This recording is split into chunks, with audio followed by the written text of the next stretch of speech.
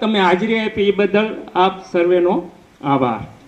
હવે વાત કરું છું કે આપણી સ્કૂલની અંદર આપણા પ્રિન્સિપાલ સરળ સ્વભાવના અને એકદમ લાગણીસભર, સાથે સાથે આખા સ્ટાફને એક તાતણેથી બાંધી રાખનાર, બધા સાથે પ્રેમથી રહેનાર, કોઈ દિવસ કોઈને દુઃખ લાગે એવું ક્યારેય નહીં બોલ્યા હોય, હંમેશા મીઠું મીઠું જ બોલે એવા આપણા આચાર્ય શ્રી હિરેનભાઈ. ત્યારબાદ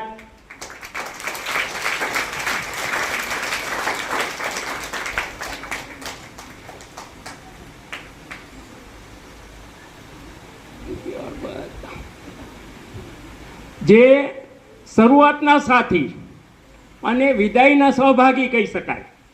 શરૂઆતના સાથી એટલે કે જ્યારે હું અહીં હાજર થયો ત્યારે, જ્યારે મારી સ્કૂલની જવાબદારી આવી ત્યારે તેમણે મને પૂરે સાથ ને સહકાર આપેલો અને વિદાય સમારંભમાં પણ તેમની હાજરી છે અને એક આદર સાથે મને અહીંયા એનું વર્તણૂક જોવા મળી છે. જ્યારે મારે કામની કે સુખ દુઃખની ક્યારે પણ જરૂર હતી ત્યારે તે મારા સહભાગી થયા છે.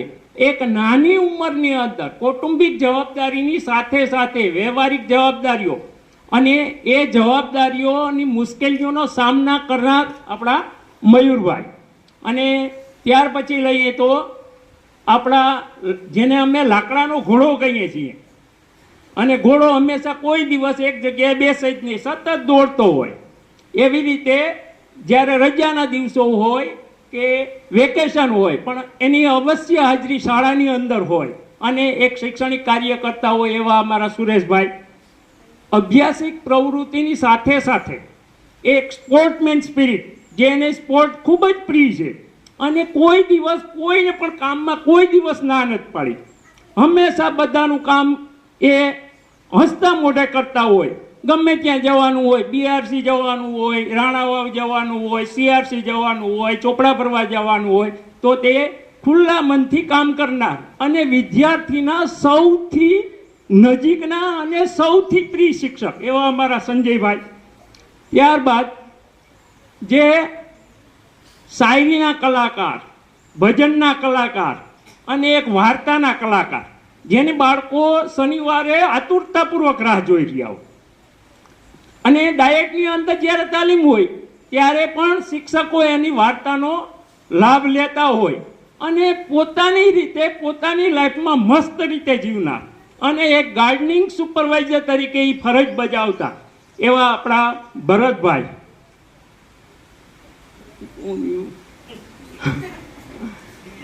હા, એક સાંદીપનીના વિદ્યાર્થી, સાંદીપનીના વિદ્યાર્થી અને રમેશભાઈના શિષ્ય, જ્ઞાનનો ભંડાર. રમેશભાઈના શિષ્ય હોય એટલે જ્ઞાન તો ખૂટે જ નહીં, આધ્યાત્મિક પુષ્કળ નોલેજ એવા આપણા દિવ્યેશભાઈ. ત્યારબાદ રાણીબેન. ત્યારબાદ લઈ લઈએ આપણે સંજયભાઈ કે મનોજભાઈના સાનિધ્યમાંથી હિરેનભાઈનું સાનિધ્યમાં આવેલ આપણા સંજયભાઈ અને નવયુવાન જે હંમેશા હસતો જ હોય એવા ભાવેશભાઈ.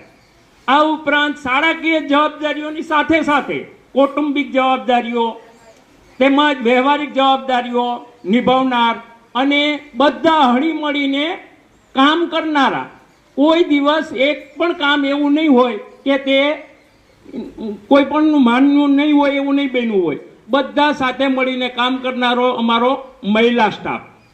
આ ઉપરાંત જેણે બાળકોને પ્રેમથી પૂરતું અને પૌષ્ટિક જમાડનાર અમારો મધ્યાહનનો સ્ટાફ. આપ સર્વેનો ખૂબ ખૂબ હૃદયપૂર્વક આભાર. જ્યારે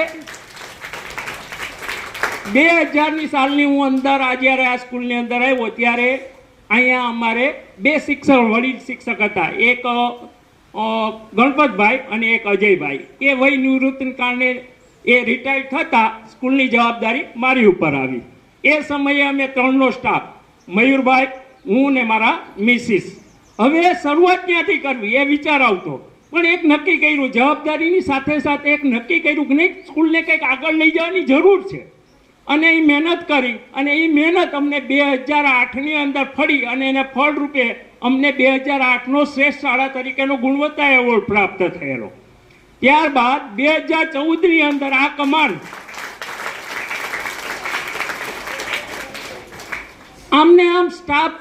આમને આમ સ્કૂલનો વિકાસની સાથે સાથે સ્ટાફ વધતો ગયો અને સ્ટાફની ભરતી થતી ગઈ. એ સ્ટાફ પણ એક કરતા એક ચડ્યા, તો કોઈએ પણ પાછી પેની કરીને જોયું નથી.